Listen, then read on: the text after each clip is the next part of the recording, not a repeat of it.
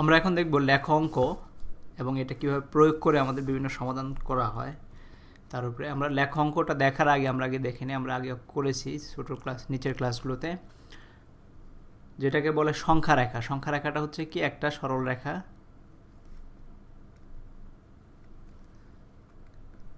একটা সরল রেখা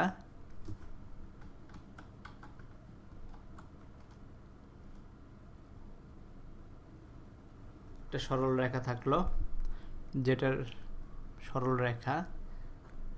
রেখার একটা মধ্যবিন্দু নেই আমরা 0।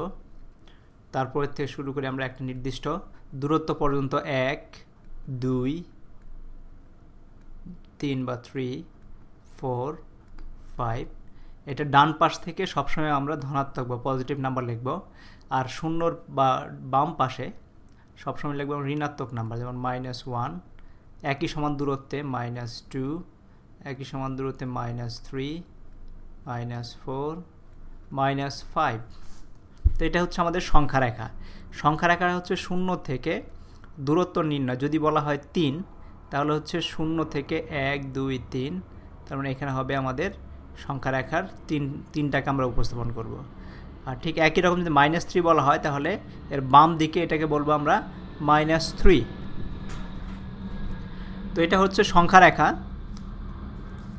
সংখ্যা রেখার সাথে আমাদের আরেকটা জিনিস দেখতে হবে, সংখ্যা রেখায় আমরা শুধু একটা অঙ্ককে উপস্থাপন করতে পারি, কিন্তু আমরা যখন সমতলের স্থানাঙ্কটা হচ্ছে কোনো একটা স্থানের, যেমন ধর আমরা একটা বিন্দু লিখি, এই বিন্দুটা এই সমতল, এই পুরো জিনিসটা সমতলের হিসেবে এই বিন্দুটার অঙ্কে কিভাবে উপস্থাপন করা যায়, এই স্থানটার অঙ্কের লেখাকেই বলে আমাদের স্থানাঙ্ক। তো এখন যদি আমরা ধরি স্থানাঙ্কতে যেটা করতে হবে, আমাদের দুইটা রেখা, একটা সরল রেখা করতে হবে, যেরকম আমরা সংখ্যা রেখা করেছি, সরল রেখা করবো একটা, এখানে দেখতে পাচ্ছি। আরেকটা লিখব, এটাকে আমরা বলতে পারি x ড্যাশ, এখানে আমরা যদি ও বলি, আর x একটা রেখা, x ড্যাশ x একটা রেখা, আর একটা লম্বি একটা লম্ব আঁকবো এই x ড্যাশ x রেখার উপর দিয়ে, সেটা একটা ধরে নিচ্ছি ও বিন্দুতে ছেদ করলো, আর এটাকে লিখবো y আর y ড্যাশ।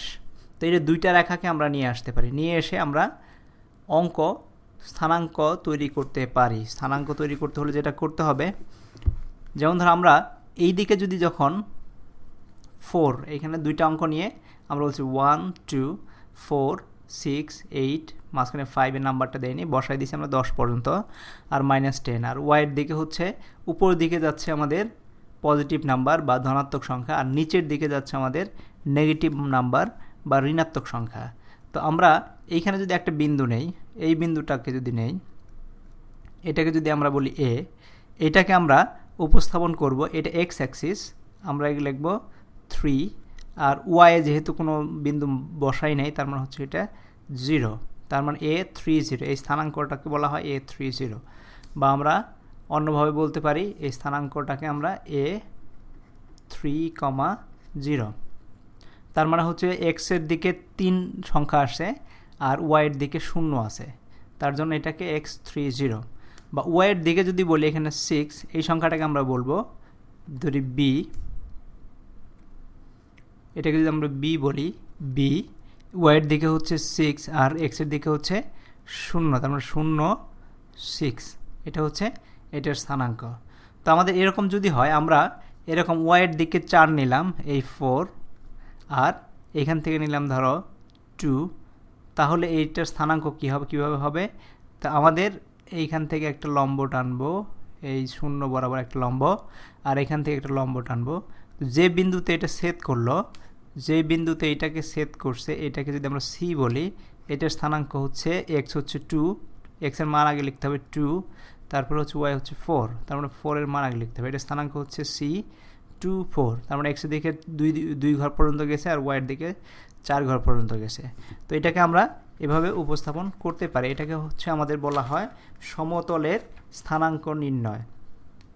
তো এইভাবে আমরা বিভিন্ন বিন্দুতে, যদি তোমাকে বলা হয় একটা বিন্দু স্থাপন করতে বি, বা ধরো বলা হচ্ছে যে তোমার -10, তারপর হচ্ছে 2 লিখতে হবে, তার মানে হচ্ছে -10 হচ্ছে, এটা হচ্ছে এক্সের ভ্যালু, আর এটা হচ্ছে ওয়াইয়ের ভ্যালু, ওয়াই হচ্ছে এদিকে আর এক্স হচ্ছে এদিকে।